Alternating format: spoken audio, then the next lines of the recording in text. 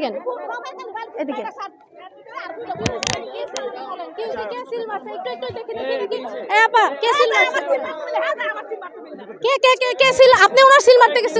আমাদের কিন্তু এখানে প্রার্থী কয়েকজন আছে, আমি সবার কথা বলছি না, আমি বলছি একজন যে এখানে প্রভাব বিস্তার করছে, সে এবং তার পুত্র প্রভাব বিস্তার করছে। তো তো এখন সব কিছুর শেষে আমরা যখন ওখানে গেলাম, গিয়ে ওখানে আমরা হাতে নাতে 4টা ফলস ভোটারকে পেলাম, ফলস ভোট পেলাম, তখন আমাদের উপরে হামলা করা হলো।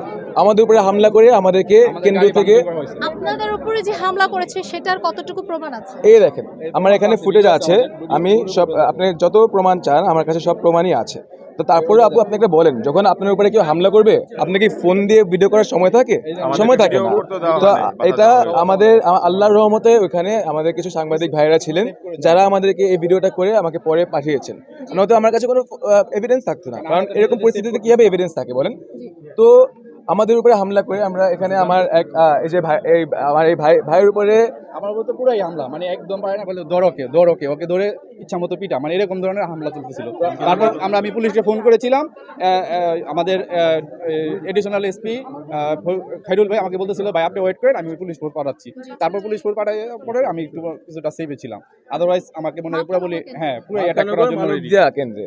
আর মালখানগর নাটেশ্বর কেন্দ্র আমাদের সেই সকাল থেকে আমাদের কর্মীদেরকে হুমকি ধামকি দেওয়া হচ্ছে, এবং এটা যেহেতু তাদের এলাকা তারা আমাদেরকে এভাবে বলেছে যে ভাইয়া আমরা আজকে ভোট করব, কিন্তু কালকে তো আমাদের বাসায় থাকতে হবে, আমাদের পরিবার বাসায় থাকে।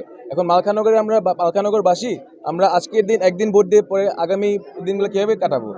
এইভাবে আমাদের ওনাদের এলাকা মালখানগর এবং যে মধ্যপাড়া, এই দুইটা ইউনিয়নে কোনো রকম সুষ্ঠু নির্বাচন আমরা করতে পারিনি, কারণ এই দুইটা ইউনিয়ন তারা পুরোপুরি তাদের দখলে, এবং হয়তোবা সকালবেলা কিছুটা এই যে কেন্দ্রে আমরা এখন দাঁড়িয়ে আছি এই কেন্দ্রেও কিন্তু অভিযোগ উঠেছে, সেম অভিযোগ হতে পারে। এখন যেহেতু এখানে একটা প্রতিদ্বন্দ্বিতা লড়াই, এখানে যেহেতু নির্বাচন হচ্ছে, এবং আসলে নির্বাচনটা তো একজনকে দিয়ে হয় না, এখানে লক্ষ লক্ষ ভোটার, লক্ষ লক্ষ, এখানে হাজার হাজার কর্মী, তো হাজার হাজার কর্মী সবাইকে কিন্তু আমরা সবাই একরকম হতে পারে না।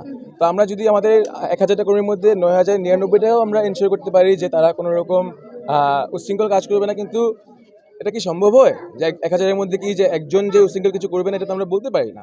এখানে লক্ষ লক্ষ মানুষের ভোটার, লক্ষ লক্ষ আপনাদের গায়ে কি আঘাত করেছে এমন কোনো চিত্র? জি, এখন আসলে আমরা তাহলে হয়তো আজকে আপু আপনার সঙ্গে এসে আমি কথা বলতে পারতাম না, আপনার হয়তো আমাকে সেই হাসপাতালে এসে খবরে যে আমাকে ইন্টারভিউ নিতে হতো। তো এখন কাজ করেছিল আমাদের মনে হয় যেন জানে আমরা পালিয়েছি আমাদের জীবন নিয়ে, আর ওর এলাকার মানুষ আমাদেরকে অনেকে সেভ করেছে, যে বলছে যে না ওদেরকে সেভ করি, যেহেতু আমরা তো কোনো অ্যাগ্রেসিভ মুভমেন্ট করি নাই। তারপর আমরা গেছিলাম এখানে একটা ভোট, মানে, এবং এটা হয়তোবা এই আমাদের উপর হামলাটা হতো না যদি না আমরা 4টা যে হাতে নাতে মানে জাল ভোট ধরেছি সেটা যদি না ধরতে পারতাম, তাহলে হয়তো হামলাটা হতো না। তো আমরা যাওয়ার আগে আমরা শুনেছি শত শত অলরেডি দিয়ে দেওয়া হয়েছে, তারপরে তো আমরা গিয়েছি, তারপরে আমাদেরকে এখান থেকে তো ভাগিয়ে দেওয়া হলো। এখন উপর আল্লাহওয়ালা জানেন এবং ওরা জানেন যে ওই কেন্দ্রের কী অবস্থা। দর্শক, আপনাদেরকে সকাল থেকে আমরা জানানোর চেষ্টা করছিলাম যে এই যে 6ষ্ঠ উপজেলা জাতীয় নির্বাচন যেটি হতে চলেছে, এবং একেবারে শেষ সময়ে এই 3য় ধাপের যে নির্বাচনটি আমরা আপনাদেরকে বারবার জানানোর চেষ্টা করছিলাম।